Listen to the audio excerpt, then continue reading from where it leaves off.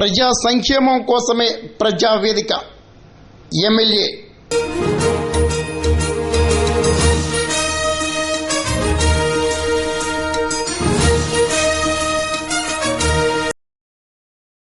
ప్రజలకు మంచి పాలన అందిస్తూ సంక్షేమ అభివృద్ధి పథకాలను అమలు చేయటం కోసమే ప్రభుత్వం ప్రజావేదికను చేపట్టిందని పెద్దాపురం ఎమ్మెల్యే నిమ్మకాయల చినరాజప్ప జనసేన జిల్లా అధ్యక్షులు తుమ్మల రామస్వామి బాబు అన్నారు.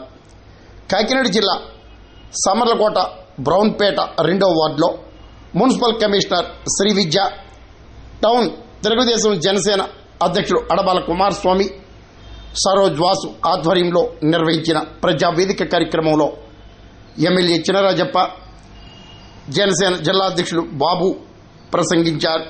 ముందుగా కమిషనర్ శ్రీ విద్య, తహసీల్దార్ చంద్రశేఖర్ రెడ్డి మాట్లాడారు.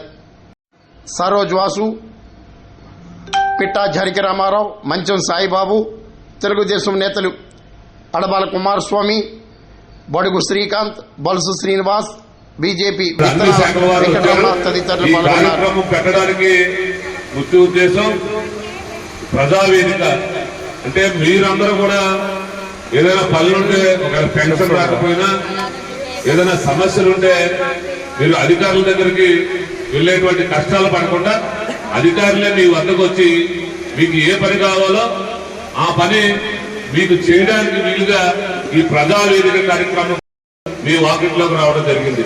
ఇది మంచి ప్రభుత్వం. చంద్రబాబు నాయుడు గారు విజనరీ ఉన్న నాయకుడు. ఇది మంచి ప్రభుత్వం అని 100 రోజుల్లో ఏం పరిపాలించారు, రాబోయే రోజుల్లో ఏం చేయబోతామని ఈ ప్రభుత్వం చెప్పడానికే ఇంతమంది అధికారులు మీకు ముందుకు రావడం జరిగింది.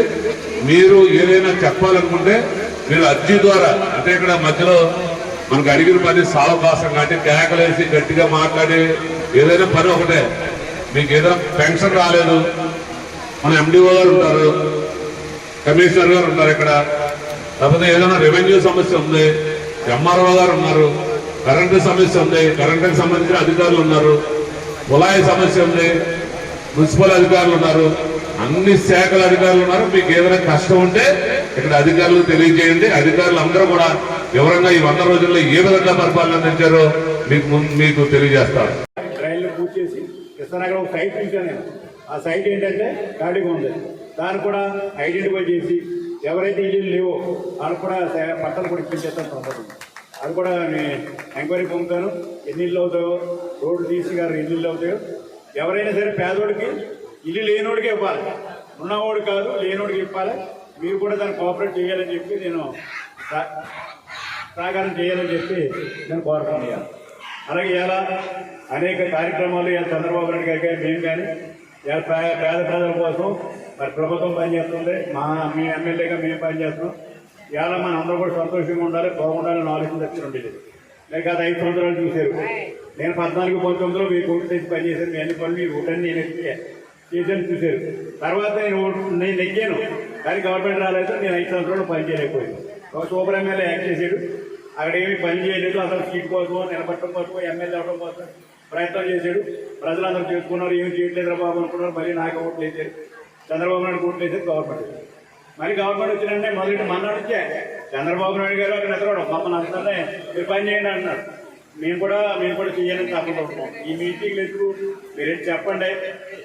ప్రభుత్వం ఏదైతే హామీ ఇచ్చారో హామీ చేస్తామని చెప్పండి. మీరు అలాగే సమస్యలు తెలుసుకోండి, మమ్మల్ని పంపించాలి. మెయిన్ సమస్యలు, ఎందుకంటే సమస్యలు పరిష్కారం చేస్తే 20% సమస్యలు పరిష్కారం.